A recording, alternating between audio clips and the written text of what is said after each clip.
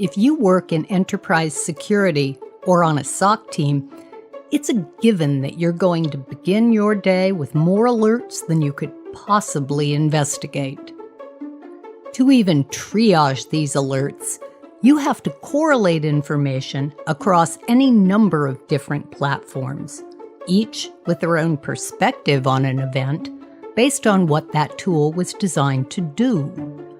And at the end of the day, if the event began in a user's browser, as they often do, you're left with no definitive proof of exactly what happened or what assets were exposed. Take phishing, for example. These attacks have become very sophisticated, demonstrating the techniques found in highly evasive adaptive threats, or HEAT attacks. One example is credential phishing. As Menlo Threat Labs recently reported, a common technique is impersonating brands or companies that victims recognize. In fact, Microsoft is the most impersonated brand across industries right now. Now, naturally, threat hunters are always eager to view those pages, because if an attack is successful, they'll likely see it again. Unfortunately, estimates of how long such sites are live are measured in minutes or maybe hours, but not anymore. With the Menlo Secure Enterprise browser, traffic passes through our secure cloud, and Menlo Heat Shield can help you identify and stop these threats. Heat Shield can be configured to block the user from inputting data into the phishing site, to isolate the site to read-only, or to simply log the event. And now, even zero-hour phishing attempts can be captured by Menlo Browsing Forensics. Let's take a look into the Menlo admin portal and see how it works. On this page, you can see a number of threats that have been triggered focused on uncategorized sites.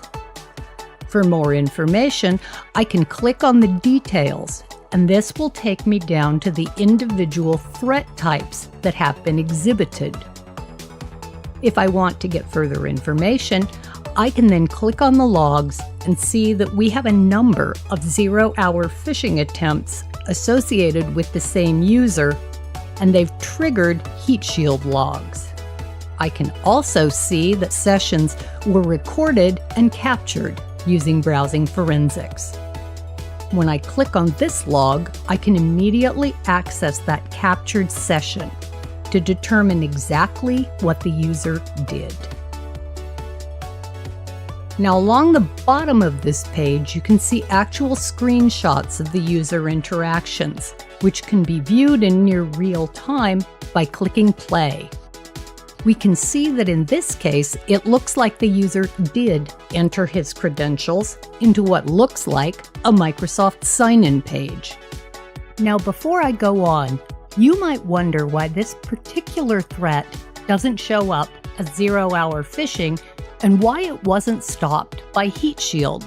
For this demo, we wanted to show you all of Browsing Forensics' capabilities. If Heat Shield was enabled, all that you would see is that the page was blocked. Now, that's great for security, but it makes for a pretty boring demo. Let's go on. We can get even more detail by clicking to the input field to see exactly what the user entered.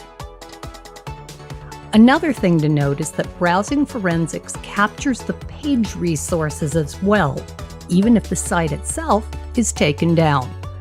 Threat hunters can get a deeper understanding of the attacker's techniques with a view of JavaScript, CSS, HTML, and more.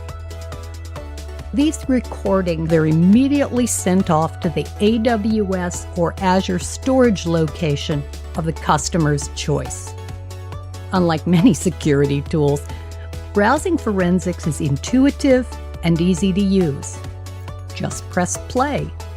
Finally, Browsing Forensics helps security analysts, incident responders and threat hunters, as well as compliance, audit, and even HR teams, see what really happened and refine policies accordingly. Find out more about browsing forensics from Menlo Security.